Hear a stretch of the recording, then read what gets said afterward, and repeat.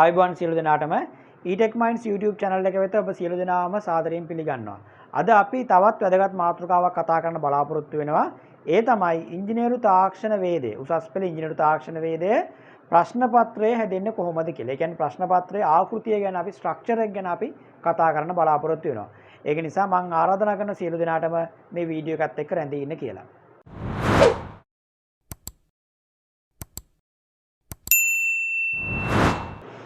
හොඳයි දුවේ පුතේ අපි එහෙනම් මුලින්ම බලමු කොහොමද අපේ බහුවර්ණ ප්‍රශ්න පත්‍රය එහෙම නැත්නම් MCQ පේපර් එක හැදෙන්නේ කොහොමද කියලා. මම මෙතන දාලා තියෙනවා අපේ ප්‍රධාන පාඩම් සහ ඒවට අදාළ MCQ ගණන මම මෙතන සඳහන් කරලා තියෙනවා. අපි මුලින්ම ගත්තොත් එහෙම සිවිල් තාක්ෂණ වේදය. සිවිල් තාක්ෂණ වේදයේ යටතේ අපිට MCQ 14ක් හැදෙනවා. MCQ 14 හැදෙන්නේ. ඒතර අපි සිවිල් තාක්ෂණ වේදය කියලා ගත්තොත් සිවිල් තාක්ෂණ වේදයේ යටතේ අපිට තියෙන පාඩම් ගණනාව ගොඩනැගිලි තාක්ෂණ වේදයේ තියෙනවා. ඊට පස්සේ ජල සම්පාදනය සහ කසල අපවහනය තියෙනවා. බිම් මැනුම තියෙනවා. ඊට පස්සේ QS පාඩම එහෙම නැත්නම් ප්‍රමාණ සමීක්ෂණයේ පාඩම. එතකොට මෙන්න මේ පාඩම් වලින් එකතු වෙලා තමයි ප්‍රශ්න 14ක් හැදිලා තියෙන්නේ. MCQ 14ක් එනවා. ඊළඟ අපි ගත්තොත් එහෙම යාන්ත්‍රික තාක්ෂණ වේදය. යාන්ත්‍රික තාක්ෂණ වේදිනුත් අපිට ප්‍රශ්න කීයක් ලැබෙනවද? ප්‍රශ්න 14ක් ලැබෙනවා. ඒතර යාන්ත්‍රික තාක්ෂණ වේදයේ යටතේ අපිට කතා කරන්න තියෙන පාඩම් ටික තමයි ඔටෝමොබයිල් පාඩම තියෙනවා, නිෂ්පාදන තාක්ෂණ වේදයේ තියෙනවා, ඊට චලිත යාන්ත්‍රණ පාඩම තියෙනවා, ඊළඟට තරල සහ තරල යන්ත්‍ර ගැන පාඩම දෙනවා. එතකොට මෙන්න මේ පාඩම් හතර එකතු කරගෙන එක එක පාඩම් වල තියෙන පීරියඩ් ගාන අනුව පාඩම් වලට දීලා තියෙන ගැඹුර අනුව MCQ ප්‍රමාණය වෙනස් වෙනවා. ඒතර මේ පාඩම් ටික එකතු වෙලා තව MCQ 14ක් හැදෙනවා. ඊළඟට දුවේ පුතේ තියෙන අපිට විදුලි සහ ඉලෙක්ට්‍රොනික පාඩම ඒ පාඩම් වලින් අපිට ප්‍රශ්න 14ක් තවත් MCQ 14ක් හැදෙනවා. එතකොට මේ විදුලි සහ ඉලෙක්ට්‍රොනික ගත්තොත් එහෙම අපිට පාඩම් කීපයක් තියෙනවා. ඒ තමයි ඉලෙක්ට්‍රොනික පාඩම අපේ විෂය නිර්දේශය තුල තියෙන ලොකුම පාඩම. ඒ පාඩමේ MCQ 7ක් 8ක් වගේ ප්‍රමාණයක් එනවා.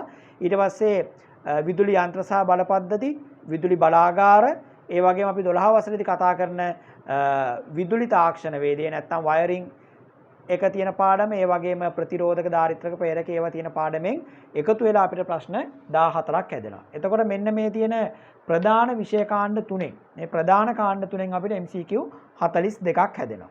එතකොට මේ MCQ 42 ඇරුණාම ඉතුරු MCQ ටික හැදිලා තියෙන්නේ මෙන්න මේ ආකාරයට තමයි බෙදලා ගිහිල්ලා තියෙන්නේ පාඩම් ටිකට. ඉංජිනේරු ඇඳීම ඩ්‍රෝවිං පාඩමෙන් අපිට MCQ 2ක් ලැබෙනවා. සමහරක් අවුරුදුවලදී MCQ 1ක් වෙන්නත් පුළුවන්. ඊළඟට ඒකක සහ මිනුම් කියන පාඩමෙන් අපිට MCQ 1ක් තමයි බොහෝ විට එන්නේ. සමහර අවස්ථාවලදී දෙකක් එන්නත් බැරි කමක් නැහැ. ඊළඟට තියෙන අපිට ප්‍රමිති සහ පිරිවිතර කියලා පාඩම. මේවා මේ ඔක්කොම පොඩි පාඩම්, කුඩා පාඩම් ගණනාවක් තියෙන්නේ. ප්‍රමිති සහ පිරිවිතර කියන පාඩමෙන් අපිට තවත් MCQ 1ක් ලැබෙනවා බොහෝ විට. ඊළඟ තාක්ෂණ වේදයේ හැඳින්වීම. අපේ ඉංජිනේරු තාක්ෂණ වේදයේ විෂය නිර්දේශ පළවෙනි පාඩම තාක්ෂණ වේදයේ හැඳින්වීමෙන් ගොඩාක් වෙලාවට අපිට එක MCQ එකක් ලැබෙනවා. ඊළඟට කාර්මික ආරක්ෂාව. ඒකත් අපේ මුලම තියෙන පොඩි පාඩමක්. කාර්මික ආරක්ෂාවෙනුත් MCQ එකක් ගොඩක් වෙලාවට අපිට ලැබෙනවා. අවසාන වශයෙන් ව්‍යවසායකත්වයේ කියන පාඩමෙන් අපිට MCQ 2ක් ලැබෙනවා බොහෝ විට. එතන මෙන්න මේ MCQ නම් 14 ගානේ අනිවාර්යයෙන්ම පේපර් එකේ අඩංගු වෙනවා. මෙතන තියෙන MCQ සමහරක් වෙලාවට එකක් දෙකක් එහා මෙහා වෙනස් වීමක් වෙන්න පුළුවන්. ඒ කියන්නේ ඉංජිනේරු ඇදීමෙන් එක MCQ එකක් සහ ඒකක සහ මිනුම් වලින් MCQ දෙකක් ඒ ආදී වශයෙන් පොඩි වෙනස්කමක් වෙන්න පුළුවන්. මෙන්න මේක තමයි දුවේ පුතුවේ MCQ පේපර් එකේ බහුවර්ණ ප්‍රශ්න පත්‍රයේ තියෙන ස්ට්‍රක්චර් එක වෙන්නේ. එතකොට මේ විදිහට තමයි අපිට බහුවර්ණ ප්‍රශ්න පත්‍රය හැදිලා තියෙන්නේ. අපිට එතකොට බහුවර්ණ ප්‍රශ්න පත්‍රයේට ප්‍රශ්න කීයක් එනවද? ප්‍රශ්න 50ක් එනවා. මේ ප්‍රශ්න 50ම හරි ගියත් අපිට ලැබෙන්නේ ලකුණු 35යි. ඒ කියන්නේ සමහර දැන් විෂයන් අපි ගත්තොත් ගොඩාක් විෂයන් වල එක MCQ එකට එක ලකුණු ගානේ හම්බ වෙනවා. හැබැයි අපිට ඉංජිනේරු තාක්ෂණ වේදයේ විෂය එක MCQ එකට හම්බ වෙන ලකුණු කීයද? ලකුණු 0.7යි අපිට ලැබෙන්නේ. මොකද ප්‍රශ්න 50ක් කරත් ලකුණු 35 තරම් බෙදලා බැලුවාම එක MCQ එකක් කියන්නේ ලකුණු කීයක්ද? 0.7ක් තමයි එක MCQ එකට ලැබෙන්නේ. එතකොට මේක 50න් වැඩි වෙලා තමයි අපිට සම්පූර්ණ ලකුණු 35ක් ලැබෙන්නේ මෙන්න මේ MCQ පේපර් එකට. හොඳයි. අපි ඊළඟට බලමු කොහොමද ව්‍යුහගත රචනා ප්‍රශ්න පත්‍රේ හැදිලා තියෙන්නේ කියලා. ව්‍යුහගත රචනා ප්‍රශ්න පත්‍රයේ අපි කියන පේපර් එකේ කැපිටල් A කොටස කියලා. එතකොට ව්‍යුහගත රචනා ප්‍රශ්න පත්‍රයේ අපිට ව්‍යුහගත රචනා ප්‍රශ්න 4ක් ලැබෙනවා. මේවා අපි අනිවාර්යයෙන්ම ලියන්න ඕනේ. ව්‍යුහගත රචනා ප්‍රශ්න පත්‍රයක් කියලා කියන්නේ අපිට පේපර් එකේම කඩිරි ගහලා ඉඩ තියලා තියෙන අපිට ප්‍රශ්න ලියන්න. ඒ කියන්නේ ව්‍යුහගත කරලා තියෙන්නේ. ඒ දෙන ඉඩ ප්‍රමාණය තමයි අපි ප්‍රශ්නයට පිළිතුරු සපයන්න ඕනේ. කෙටි පිළිතුරු සපයන එක ප්‍රමාණවත් වෙනවා මේ පේපර් එකට. ඒතර මෙන්න මේ පළවෙනි ප්‍රශ්නය අපිට ලැබෙන්නේ ඉංජිනේරු ඇඳීම කියන පාඩමේ. අපි හැමෝම දන්නවා අනිවාර්යයෙන්ම අපි 12 වසරේ මුලින්ම ඉගෙන ගන්න පාඩමක් ඉංජිනේරු ඇඳීම. එතකොට අපිට අනිවාර්යයෙන්ම මෙන්න මේ ඩ්‍රෝවින් එකක් නැත්නම් ඉංජිනේරු ඇඳීමේ ප්‍රශ්නයක් අපිට ලැබෙනවා. ඒතර මේ ප්‍රශ්නේ අපිට සමාංශක එකක් අඳින්න දෙන්නත් පුළුවන්. එහෙම නැත්නම් ඍජු ප්‍රක්ෂේපණයක් අඳින්න දෙන්නත් පුළුවන්. එහෙම නැත්නම් විකසනයක් අඳින්න දෙන්නත් පුළුවන්. ඔය තුනෙන් එකක් අපිට පළවෙනි ප්‍රශ්නේ විදිහට ලැබෙනවා. ඊළඟට දුවේ පුතේ දෙවෙනි සහ තුන්වෙනි ප්‍රශ්න දෙක. දෙවෙනි සහ තුන්වෙනි ප්‍රශ්න දෙක අපි කියනවා සමෝදානික ප්‍රශ්න කියලා. මෙන්න මේ සමෝදානික ප්‍රශ්න කියලා කියන්නේ මේ ප්‍රශ්නේ හදලා තියෙන්නේ සිවිල් ඉලෙක්ට්‍රිකල් මෙකැනිකල්. මෙන්න මේ සිවිල් ඉලෙක්ට්‍රිකල් මෙකැනිකල් කියන කොටස් තුනම එකතු කරලා තමයි මේ ප්‍රශ්නේ හදලා තියෙන්නේ. එතකොට මේ ප්‍රශ්න දෙකට අපි පිළිතුරු ලියන්න ගියාම අපිට සම්පූර්ණ විෂය නිර්දේශයම දැන ගැනීම අවශ්‍ය වෙනවා. ඒ කියන්නේ අපිට කලින් සූදානම් වෙලා යන්න බෑ ඇත්තටම මේ ප්‍රශ්නේ කොහොම එකක් එයිද කියන එක. ඒ කියන්නේ මොකක් හරි ප්‍රායෝගික සිද්ධියක් දීලා එක අවුරුද්දක දීලා තිබ්බා දොඹකරයක් ගැන, එක අවුරුද්දක දීලා තිබ්බා වාහන ඔසවන ජැක් එකක් සම්බන්ධව, ඊට පස්සේ කතුරුන් ජිල්ලාවක් සම්බන්ධව දීලා තිබ්බා. එතකොට ඒකට අවශ්‍ය කරන කොන්ක්‍රීට් දාන පාදමක් දාන විදිය, ඒවල වයරින් කරන විදිය, සමහරක ඉලෙක්ට්‍රොනික වල තියෙන ගේට්ස් ටික සම්බන්ධ කරලා ඒව කොහොමද මේකට ඇතුළත් කරගන්නේ කියන දේවල්. ඒ වගේ අපිට ශ්‍රේෂ්ඨ ගණනාවක් ආවරණය වෙන විදිහට තමයි මෙන්න මේ දෙවෙනි සහ තුන්වෙනි සමෝදානික ප්‍රශ්න දෙක හැදෙන්නේ. ඊළඟට අපිට ව්‍යුහගත රචනා ප්‍රශ්න පත්‍රයේ අවසාන ප්‍රශ්නයේ විදිහට ව්‍යවසායකත්වය සහ ආරක්ෂාව සේෆ්ටි පාඩම එකතු කරලා තව එක ප්‍රශ්නයක් අපිට ලැබෙනවා. ඒතර මේකට අපිට ව්‍යවසායකත්වයේ දැනුමත් අවශ්‍ය වෙනවා. ඒ වගේම උවදුරු කළමනාකරණය, උවදුරු සම්බන්ධව සහ ආරක්ෂාව සම්බන්ධව දේවල් තමයි මේ ප්‍රශ්නෙන් අහන්නේ. එතකොට අපි මේකටත් අනිවාර්යෙන් පිළිතුරු ලියන්න ඕනේ. එතකොට දුවපුතේ මේ ප්‍රශ්නවල ලකුණු ලැබෙන්නේ මෙහෙමයි. මේ හැම ප්‍රශ්නයකටම ලකුණු 75 ගානේ ලැබෙනවා. එතකොට මෙන්න මේ ලකුණු 75 ගානේ ලැබිලා ප්‍රශ්න 4ක් තියෙනවා. අපිට මුළු ලකුණු ගාන ලකුණු 300ක් ලැබෙනවා ව්‍යුහගත රචනා ප්‍රශ්න පත්‍රයේට. මේක අවසානයේදී බෙදෙනවා. මම මේක කතා කරන්නම් අපි සම්පූර්ණ පේපර් එක කතා කරලා අවසන් වුණාට පස්සේ. හොඳයි. අපි එහෙනම් බලමු ඊළඟට කොහොමද අපේ රචනා ප්‍රශ්න පත්‍රය හැදිලා තියෙන්නේ කියලා. රචනා ප්‍රශ්න පත්‍රය ගත්තාම රචනා ප්‍රශ්න පත්‍රයේ සමන්විත වෙනවා ප්‍රධාන කොටස් තුනකින්. දැන් ව්‍යුහගත රචනා ප්‍රශ්න පත්‍රයේ තමයි A කොටස. ඊට පස්සේ B C D මෙන්න මේ වශයෙන් B C D කියලා ප්‍රධාන කොටස් තුනකින් රචනා ප්‍රශ්න පත්‍රය සමන්විත වෙනවා.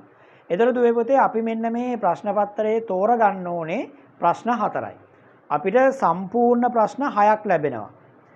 ඒ ප්‍රශ්න 6න් අපි ප්‍රශ්න 4යි තෝරගන්න ඕනේ. ඊළඟට මේ ප්‍රශ්න 4 තෝරගැනීමේ නිවැරදි ක්‍රමවේදයක් තියෙනවා. අපි කොච්චර කියලා දුන්නත් අපි පේපර් මාකින් වලින් දකින්න දෙයක් තමයි ළමයි ප්‍රශ්න තෝරන් තියෙන වැරදියට.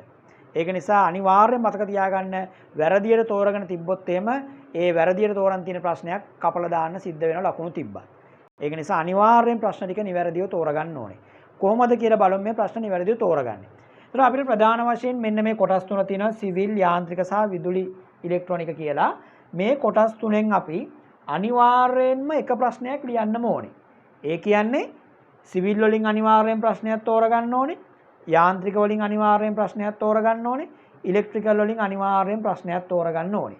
මේකෙන් එක ගානේ තෝරගෙන ඊට අමතරව අපි කැමති එකකින් තව එක ප්‍රශ්නයක් තෝරගන්න පුළුවන්. ඔන්න ඔහොම තමයි ප්‍රශ්න 4 තෝරගන්නේ. ඕගොල්ලෝ වැරදිලා හරි මෙන්න මේ සිවිල් ප්‍රශ්න දෙකම ලියලා මෙකැනිකල් ප්‍රශ්න දෙකම ලිව්වොත් අනිවාර්යෙන් එක ප්‍රශ්නයක් කපලා දාන්න සිද්ධ වෙනවා. එහෙම තෝරගත්තොත් හරියන්නේ නැහැ. ලකුණු තිබ්බත් ප්‍රශ්නයක් කපන්න වෙනවා. ඒක නිසා අනිවාර්යෙන් අර මම කලින් කියපු විදිහට මේ ප්‍රශ්න තෝරගන්න ඕනේ. එක කොටසකින් එක බැගින් ලියලා අනිවාර්යයෙන්ම ඊට අමතරව අපිට තව කැමති දෙකක් තෝරගන්න පුළුවන්. ඒ කියන්නේ මෙන්න මේ විදිහට පුළුවන්. අපිට පුළුවන් සිවිල් දෙකම කරන්න පුළුවන්. යාන්ත්‍රික එකක් කරන්න පුළුවන්. විදුලි සහ ඉලෙක්ට්‍රොනික එකක් කරන්න පුළුවන්. එහෙම නැත්නම් විදුලි සහ ඉලෙක්ට්‍රොනික දෙකම කරනවා. යාන්ත්‍රික එකක් කරනවා. සිවිල් එකක් කරනවා. ඔය ආදී වශයෙන් අපිට තෝරගන්න හැකියාව තියෙනවා. ඕකනම් වරද්ද ගන්න එපා පේපර් එකේ ප්‍රශ්න තෝරගන්න ගියාම. අනිවාර්යෙන් ওই නිවැරදි ක්‍රමයට තෝරගන්න. එතකොට මෙන්න මේ විදිහට අපි සිවිල් ප්‍රශ්න දෙක ගත්තොත් එක ප්‍රශ්නයක් හැදෙනවා අපි පස්වෙනි ප්‍රශ්නේ කියලා ගත්තොත් මේ ප්‍රශ්නේ හැදෙනවා ගොඩනැගිලි තාක්ෂණ වේදය සහ ජල සම්පාදනයක් අසල අපවහනය කියන පාඩම් දෙක එකතු වෙලා. 6 වෙනි ප්‍රශ්නේ හැදෙනවා බිම් මැනුව පාඩම සහ ප්‍රමාණ සමීක්ෂණ. ඒ කියන්නේ අපි QS පාඩම TDS එහෙම තියෙන්නේ. මේ පාඩම් දෙක එකතු වෙලා තමයි 6 වෙනි ප්‍රශ්නේ හැදෙන්නේ. හැබැයි දුවේ පුතේ මතක තියාගන්න සමහරක් අවස්ථාවල ගොඩනැගිලි තාක්ෂණයත් එක්ක ප්‍රමාණ සමීක්ෂණය දෙන්නත් පුළුවන්. බිම් මැනුවත් එක ජල සම්පාදනය සහ කසල අපවහනය දෙන්නත් පුළුවන්. ඒ දෙක මාරුලා හැදෙන්න පුළුවන් ප්‍රශ්න. ඔන්න ඔය ආකාරයට තමයි සිවිල් ප්‍රශ්න දෙක හැදෙන්නේ. ඊළඟට අපි ගත්තොත් එimhe යාන්ත්‍රික ප්‍රශ්න දෙක නැත්නම් මෙකැනිකල් කොටස ගත්තොත් 7 වෙනි ප්‍රශ්නේ එහෙම නැත්නම් එක ප්‍රශ්නයක් හැදෙනවා ඔටෝමොබයිල් ස්වයංචලන පාඩම සහ තරල යන්ත්‍ර පාඩම තරල සහ තරල යන්ත්‍ර පාඩම එකතු වෙලා එක ප්‍රශ්නයක් හැදෙනවා. ඒක නම් වෙනස් වෙන්නේ නැහැ. ඒක කොහොමත් හැදෙන්නේ මේ විදිහටම තමයි. කියන්නේ ඔටෝමොබයිල් සහ තරල. ඊළඟට අපිට තනි ප්‍රශ්නයක් එනවා නිෂ්පාදන තාක්ෂණ වේදිය කියන කොටසේ. ප්‍රොඩක්ෂන් එක අපි මොකක් හරි ලෝහ පාවිච්චි කරලා හෝ වෙන යමක් පාවිච්චි කරලා අපි කරන නිෂ්පාදනයක් සම්බන්ධව පියවර වශයෙන් ලියන්න අපිට ප්‍රශ්නයක් වෙන එක තනි රචනා ප්‍රශ්නයක් විදිහට ලැබෙනවා අපිට. ඊළඟට අපි ගත්තොත් එහෙම විදුලිය සහ ඉලෙක්ට්‍රොනික. මෙන්න මේකෙදි අපිට එක ප්‍රශ්නයක් හැදෙනවා. අපි 9 වෙනි ප්‍රශ්නේ කියලා ගත්තොත් විදුලි තාක්ෂණ වේදේ. ඒ කියන්නේ අපි 12 වසරේ තියෙනවනේ විදුලි තාක්ෂණ වේදේ පාඩම. ඒ පාඩම සහ 13 වසරේ තියෙන විදුලි යන්ත්‍ර සහ බල පද්ධති. විදුලි බලාගාරයේම තියෙන පාඩම මෝටර ජෙනරේටර්. අන්න ඒ පාඩම එකතු වෙලා මෙන්න මේ පාඩම් දෙකෙන් අපිට එක ප්‍රශ්නයක් හැදෙනවා. ඒකත් වෙනස් වෙන්නේ නැහැ. මේ විදිහටම තමයි ප්‍රශ්නේ හැදෙන්නේ. ඊළඟට අපිට අවසාන ප්‍රශ්නේ විදිහට ඉලෙක්ට්‍රොනික තාක්ෂණ වේදේ. 13 වසරේ තියෙන ඉලෙක්ට්‍රොනික පාඩමෙන් අපිට තනිකරම රචනා ප්‍රශ්නයක් හැදෙනවා. ලකුණු 100ක තනිකර රචනා ප්‍රශ්නයක් හැදෙනවා. ඔන්න ඔය විදිහට තමයි මේ ප්‍රශ්න ටික බෙදලා ගිහිලා තියෙන්නේ. එතකොට අපිට තීරණය කරන්න පුළුවන් අපි තෝරගන්නේ කොයි ප්‍රශ්නේද කියන එක. ඕගලන්ට දුවේ පුතේ පේපර් එකට විනාඩි 10ක් ලැබෙන කියවීමේ කාලයක්. එතකොට මේ කියවීමේ කාලේ අපි අර්ථවත්ව යොදා ගන්න ඕන කොහොමද? මෙන්න මේ ප්‍රශ්න ටික තෝරගන්න. ප්‍රශ්න උඩින් කියවගෙන ගිහිල්ලා අපිට කරන්න පුළුවන් ප්‍රශ්න ටික අනිවාර්යයෙන්ම මේ කාලය තුලදී තෝරගන්න ඕනේ. තෝරගෙන අපිට පහසු විදිහට ප්‍රශ්න ලියන්න පුළුවන්. මේ පිළිවෙලටම ප්‍රශ්න වල ලියන්න ඕනේ කියලා එකක් නැහැ. මුලින් ඕනනම් 10 වෙනි ප්‍රශ්නේ කරන්න පුළුවන්. ඊට පස්සේ ඕනනම් 5 වෙනි ප්‍රශ්නේ කරන්න පුළුවන්. එහෙම අපිට කරන්න පුළුවන්. එහෙම ගැටලුවක් නැහැ. අපි ප්‍රශ්න 4ක් තෝරගන්නයි ඕනේ අර කියපු විදිහට. ඊළඟට අපි මේක ලකුණු ලැබෙන්නේ කොහොමද කියලා බැලුවොත් මේ එක ප්‍රශ්නයකට අපිට ලකුණු 100ක් ලැබෙනවා. එක ප්‍රශ්නයක් කියන ලකුණු 100ක්. එතකොට මේ ප්‍රශ්න 4 තෝරගත්තාම අපිට ලැබෙනවා ලකුණු කීයක්ද? 400ක් ලැබෙනවා මේ ප්‍රශ්න 4ට. ඔන්න ඔය ලකුණු 400ක් ලැබෙනවා. එතකොට මේ ලකුණු 400යි ව්‍යුහගත රචනා ප්‍රශ්න පත්‍රයේ අපිට ලකුණු කීයක් ලැබෙනවද? 300ක් ලැබෙනවා. එතකොට මේ 400යි 300යි එකතු වෙලා ලකුණු 700ක් අපිට ලැබෙනවා. 700ෙන් තමයි අපිට සෙකන්ඩ් පේපර් එකේ එහෙම නැත්නම් රචනා ප්‍රශ්න පත්‍රයේ ලකුණු ලැබෙන්නේ. එතකොට මේ ලැබෙන ලකුණු 700ත් අපි මොකද්ද කරන්නේ? ලකුණු 35ට හරවන්න ඕනේ. මේ ලකුණු 700 අපි හරවනවා කීයට? ලකුණු 35ට. මොකද MCQ පේපර් එකට අපිට ලකුණු 35ක් ලැබෙනවා. රචනා ප්‍රශ්න පත්‍රයේ ලකුණු 35ක් ලැබෙනවා. එතකොට මුළු ලකුණු 70න් තමයි ලිඛිත පරීක්ෂණයට ලැබෙන්නේ. එතකොට ඉතුරු ලකුණු 30 කොහෙන්ද ලැබෙන්නේ අපිට? ඉතුරු ලකුණු 30 අපිට ලැබෙන්නේ ප්‍රැක්ටිකල් එකෙන්. ප්‍රායෝගික පරීක්ෂණයෙන්. ප්‍රායෝගික පරීක්ෂණය කරාට පස්සේ අපිට වෙනමම ලකුණු 30ක් ලැබෙනවා. එතකොට මෙන්න මේ 35ක් කියන්නේ 700 අපි 35ට හැරෙව්වාම අපිට සත්‍ය වශයෙන්ම එක ප්‍රශ්නයක් සම්පූර්ණයෙන්ම ලිව්වොත් අපිට ලකුණු කීයක් ලැබෙනවද? ලකුණු 5යි අපිට ලැබෙන්නේ. අපිට ලකුණු 5යි එක ප්‍රශ්නයකට ලැබෙන්නේ. ඒ කියන්නේ ඔයගොල්ලෝ ප්‍රශ්න 4 ලිව්වහම ලකුණු කීයක් ලැබෙනවද? ලකුණු 20ක් ලැබෙනවා. MCQ එක ලකුණු 3 දශම ගාණක් තමයි එක ප්‍රශ්නයකට ලැබෙන්නේ. මේක 700ෙන් බෙදලා ආවම එහෙම එකතු වෙලා තමයි අපිට ලකුණු 35ක් හැදිලා තියෙන්නේ. පැහැදිලිද? ඒතර ඔය විදිහට තමයි රචනා ප්‍රශ්න පත්‍රයේ හැදිලා තියෙන්නේ. ඊළඟට අපිට ඊළඟ ලකුණු 30 අපිට ලැබෙන්නේ කොහෙන්ද? ප්‍රැක්ටිකල් එකෙන්. ප්‍රායෝගික පරීක්ෂණ 6කට ඔයගොල්ලෝ මුහුණ දෙන්න ඕනේ. සිවිල් වලින් 2යි, ඉලෙක්ට්‍රිකල් වලින් 2යි, මෙකැනිකල් වලින් 2යි. ප්‍රායෝගික පරීක්ෂණ 6කට මුහුණ දීලා එතනින් ඒ ලකුණු 100 ගාන එක ප්‍රැක්ටිකල් එකට ලැබිලා ඒක නැවත බෙදලා ලකුණු 30කට බෙදලා අපිට ලකුණු 30ක් එකතු වෙනවා අවසානයේ වශයෙන් පේපර් එකට. ඔන්න ඔය විදිහට තමයි අපිට මෙන්න මේ පේපර් එක හැදිලා තියෙන්නේ. එතකොට දුවේ පුතේ ප්‍රැක්ටිකල් එක ගැන මම වෙනම වීඩියෝ එකකින් කතා කරනවා. මේකෙන් මම අද කතා කරන්න බලාපොරොත්තු වෙන්නේ කොහොමද මේ පේපර් එක හැදිලා තියෙන්නේ කියන එක. ඒතර ඕගොල්ලෝ මේ පේපර් එක හැදිලා තියෙන විදිහ අවබෝධ කරගෙන ඕගොල්ලන්ට පුළුවන් ඕගොල්ලෝ පාඩම් කරන ප්‍රමාණයන් සහ පාඩම් කරන පාඩම් ටික වෙන් කරගෙන වෙන වශයෙන් එක එක ප්‍රශ්නයට ලෑස්ති වෙන්න පුළුවන් අපිට. ඒ කියන්නේ අපිට සිවිල් එක ප්‍රශ්නයක් ගත්තා. ඒ ප්‍රශ්නෙට අපි අවශ්‍ය කරන පාඩම් ටික කරා ලෑස්ති වෙලා අපිට පුළුවන් පාස් පේපර්ස් ඔක්කොම ටික කරගෙන යන්න. ඔය විදිහට ඕගොල්ලෝ විභාගයට සූදානම් වෙන්න අනිවාර්යෙන් හොඳ ප්‍රතිඵලයක් ගන්න පුළුවන්. හොඳයි අදුවේ පුතේ අපි එහෙනම් මේ වීඩියෝ එක මම මෙතනින් නවත්තනවා. අපි නැවත වරක් තව වීඩියෝ එකකින් ඕගොල්ලන්ව හමු වීමේ බලාපොරොත්තු වෙනවා. එහෙනම් හැමෝටම ස්තුතියි.